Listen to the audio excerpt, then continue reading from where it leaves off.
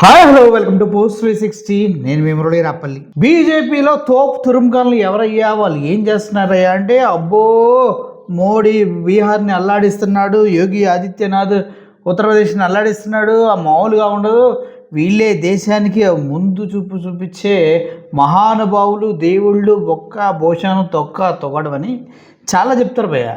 శ్రీకృష్ణుడు అర్జునుడికి ఇంత చెప్పాడు భగవద్గీత అని. అలాగే ఉంటుంది మన వాళ్ళు చెప్పే సొల్లు కబుర్లు వింటున్నా కూడా. ఎందుకంటే అంత మంచి భగవద్గీత మన జీవితాలను మారుస్తుంది. కానీ ఈ సోకాల్డ్ బత్తాయిలు చెప్పే కబుర్లు వింటే మన జీవితాలు సర్వనాశనం అయిపోతూ ఉంటాయి. ఇక్కడ యోగి ఆదిత్యనాథ్ స్టేట్ గురించి గతంలో మనం మాట్లాడుకున్న విషయాలు కనుక మళ్ళీ మీకు క్లియర్గా చెప్పాలనుకుంటే, యోగి ఆదిత్యనాథ్ స్టేట్ నుంచే, యూపీ నుంచే ఏదైతే మనం ఆరాధ్య దైవంగా పూజించే గో మాంసం అనేది ప్రపంచ దేశాలకు భారీ ఎత్తున ఎక్స్పోర్ట్ అవుతుంది. అంటే యోగి ఆదిత్యనాథ్కి తెలియకుండా విదేశాలకి గోమాంసం ఎక్స్పోర్ట్ అవుతుందా, గోవధ జరుగుతుందా అన్న విషయాన్ని ప్రతి ఒక్కరూ ఆలోచించాల్సిన అవసరం విషయం. అదేవిధంగా యోగి ఆదిత్యనాథ్ స్టేట్ యూపీ నుంచే, ఆయన ప్రాతినిధ్యంగా ఆయన ముఖ్యమంత్రిగా ఉన్న స్టేట్ నుంచే సంవత్సరానికి దగ్గర 10,208 మంది మహిళలపైన బీజేపీ నాయకులు దారుణంగా అఘాయిత్యాలు చేసి మానభంగాలు చేసి చంపేస్తున్నారంటూ వార్తలు కూడా వస్తూ ఉన్నాయి. అంటే ఇవన్నీ స్టాటిస్టిక్స్, ఒరిజినల్ స్టాటిస్టిక్స్ అనమాట. మరి ఆ యోగి ఆదిత్యనాథ్ గారు ఏం పీకుతున్నారని మనం అందరం అడగొచ్చు కూడా. అయితే ఇప్పుడు అన్నిటికన్నా దారుణం ఏంటంటే, యూపీలో ఉన్నటువంటి ఒక స్కూల్లో మధ్యాహ్న భోజనం ఏది మన యోగి ఆదిత్యనాథ్ గొప్పగా చెప్పుకొని, నేను ముఖ్యమంత్రిని, కాబోయే ప్రధానమంత్రి యోగి ఆదిత్యనాథ్ గారు, గవర్నమెంట్ ఇక్కడ ఆంధ్రప్రదేశ్లో కూడా రావాలి, యోగి ఆదిత్యనాథ్ గారు వస్తే ఇక్కడ ఏం జరుగుతుందో తెలుసా ప్రధానమంత్రి, కానీ సొల్లు కబుర్లు చాలా చెప్తూ ఉన్నారు. ఫస్ట్ రోడ్లకి ఫ్యాన్లు పెట్టి ఆరబెడతాం మానేయండి మీరు. ఓకే, బీజేపీ ఎక్కడెక్కడైతే ఉందో అక్కడక్కడ ఆ స్టేట్లో రోడ్లు వేసిన 4,500 కోట్లతో వేసిన రోడ్డుకి ఫ్యాన్లు పెట్టి ఆరబెడుతూ ఉన్నారు కదా. మీ బతుకులు అంత దీనంగా దిగజారిపోయిన బతుకులు మనవి. ఫస్ట్ ఆ రోడ్లు ఆరబెట్టుకోండి ఫ్యాన్లు పెట్టి మీరు. ఓకే, అయితే యోగి ఆదిత్యనాథ్ గారు ప్రాతిథ్యం వహిస్తున్నటువంటి స్టేట్ యూపీలో మధ్యాహ్న భోజనం ఎట్టా ఉంటుందో చూడాలని ఉందా? చెప్పండి, చూడాలని ఉందా? చూడండి ఒకసారి మీకు చూపిస్తున్నా.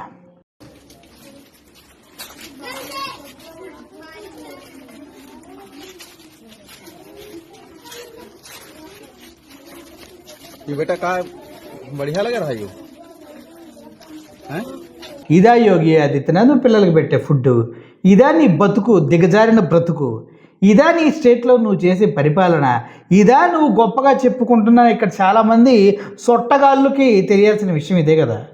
సొట్ట నా కొడుకులంతా యోగి ఆదిత్యనాథ్ని తీసుకొచ్చి ఆంధ్రప్రదేశ్లో అని మెడగొక్కునేవాడు ఒకడు.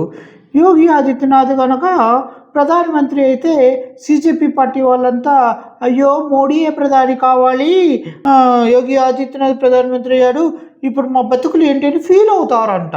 ముందు సిగ్గు సెర ఉంటే ఈ హిందూ సంఘాలు, హిందువులని పేరు పెట్టుకుని తూతుంబరిగాళ్ళు ఉంటారు కదా, నేను హిందూ, నేను నికార్స్ అనే హిందూ, దేశ భవిష్యత్తు కోసం పోకలాడే హిందూ, వాస్తవాలను ప్రజలకు అందజేసే హిందూ, నీలాగా డబ్బులకి కక్కుర్తిపడి లేదంటే ఇంకోదాన్ని కక్కుర్తిపడి దిగజారిన బ్రతికే చేతగాని హిందువుని కదా, నికార్స్ అనే హిందువుని మురళి రాపల్లి నా పేరు చూసుకో. ఓకే, ఇక్కడ మీరు చూడండి, ఆ ఫుడ్ తింటున్నారు కదా, నీ అమ్మ ప్రతి ఒక్క తల్లి చూడాలి అది.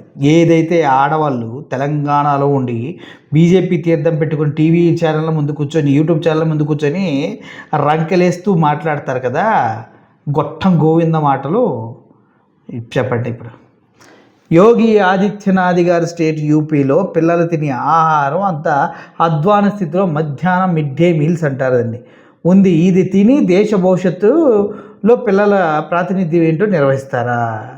ఇది తిన్న పిల్లలు బ్రతుకుతారా?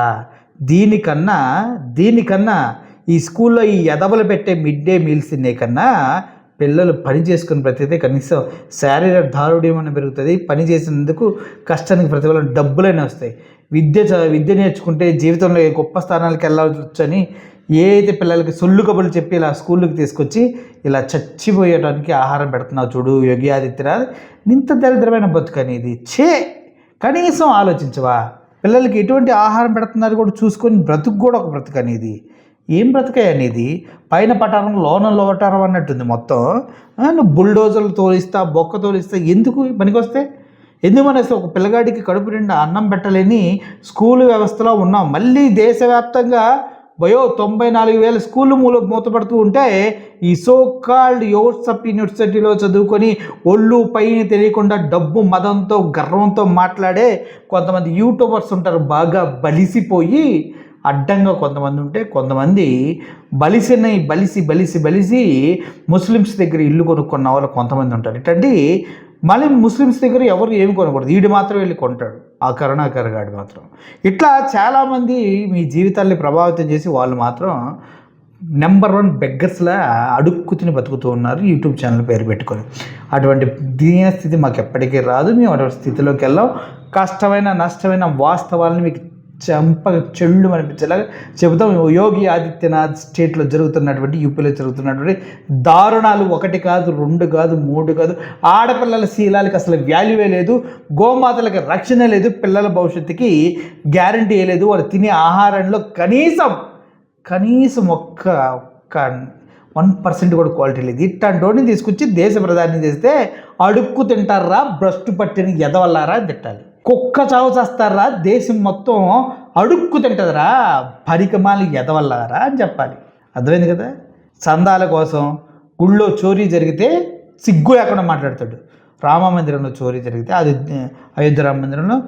ఇప్పుడు చోరీ గురించి చందా చోరీ గురించి మాట్లాడే వాళ్ళు ఎవరు ₹1 కూడా ఇవ్వలేదు. అరే బేవర్స్లారా, చందా గురించి మాట్లాడే హక్కు ప్రతి ఇండియన్కి ఉంటుంది. కాన్స్టిట్యూషన్ ప్రకారం నువ్వు ఒక దాన్ని ఎస్టాబ్లిష్ చేసి నడుపుతున్నావు అంటే దాన్ని రిజిస్టర్ అవ్వాలి. రిజిస్టర్ అయినప్పుడు దాంట్లో తప్పు జరిగితే ప్రతి ఒక్కరు ప్రశ్నిస్తాడరా. ఆ మాత్రం కూడా తెలియకుండా ఎట్లా నువ్వు ముఖ్యమంత్రి అవుతావు, ఎట్లా ప్రధానమంత్రి అవుతావు అనుకున్నావు అనేది చాలామంది అడుగుతూ ఉన్నారు. చెప్పాలి కదా సమాధానం. మరి ఇంత దిగజారి బతకండి. కనీసం పిల్లల ఆహారం ఒకసారి చూడండి ఎలా ఉందో.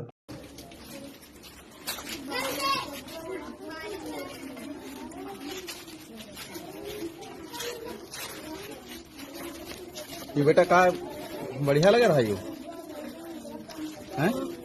చూశారు కదా? ఇటువంటి ఆహారం అయితే మీరు మీ పిల్లలకు పెడతారా? మరి యోగి ఆదిత్యనాథ్ తండ్రి స్థానంలో రాష్ట్రానికి ముఖ్యమంత్రిగా ఉండి ఎలా పెడుతూ ఉన్నాడు? గోమాతలను వధిస్తుంటే ఎలా చూస్తూ కూర్చున్నాడు? అరే ఆడపిల్లల పైన సంవత్సరానికి 10,200 మంది పైన దారుణంగా మారణ హోమం చేస్తుంటే ఎలా చూస్తూ ఉన్నాడు? ఈయన పెళ్ళి పెటాకులు లేకుండా ఇలా బేవర్స్గా ఉంటారు చాలామంది. అట్లాంటి వాళ్ళు ఈయన ఒకటి అనిపిస్తుంది నాకైతే. ఎందుకంటే ఇందులో ఏముంది? ఇక్కడ దేవతగా పూజించే గోమాతకి రక్షణ లేదు, తల్లిగా పూజించే ఆడవారికి రక్షణ లేదు. ఈరోజు పిల్లల భవిష్యత్తుకి గ్యారంటీ లేదు. దేశవ్యాప్తంగా 94,000 స్కూల్స్ మూతపడుతున్నాయి. అయినా కూడా అవి కూడా మళ్ళీ డబుల్ ఇంజన్ సర్కార్ ఉన్నటువంటి స్టేట్లోనే అంటే మోడీ గవర్నమెంట్తో పాటు అలయన్స్లో ఉంటారు కదా మన ఆంధ్రప్రదేశ్లో, అటువంటి ప్రదేశాల్లోనే స్కూల్స్ మూతపడుతున్నాయి. గవర్నమెంట్ స్కూల్స్ 94,000 స్కూల్స్ దేశవ్యాప్తంగా మూలపడి అంటే అర్థం చేసుకునే ఎంత దీనస్థితిలో ఉందో విద్యా వ్యవస్థ అనేది. మరి ఇటువంటి ఫుడ్ పెడితే ఎవడొస్తాడబ్బా? సిగ్గు ఉండాలి మనిషి పుట్టినోడికి ఎవరికైనా. మరి యోగి ఆదిత్యనాథ్ సిగ్గుందో లేదో ఈ వీడియో చూసిన వాళ్ళు చెప్పండి. కింద యోగి ఆదిత్యనాథ్ దేవుడన్నా, పెళ్ళి కూడా చేసుకోలేదన్నా, పెళ్లి చేసుకోకపోవడం వల్ల ఎవరికి ఉపయోగం ఉంది? ఎవరికి ఉపయోగం లేదు. దేవుడు అన్నవాడు గోమాతను కాపాడాలి, అమ్మాయిని కాపాడాలి, మహిళలను కాపాడాలి, ఇట్లాంటి విద్యార్థుల భవిష్యత్తుని కాపాడాలి. మరి ఏం కాపాడుతున్నాడు అక్కడ? పీకి చెప్పండి మరి. Thank you for watching this video. Murali signing off. Thank you so much.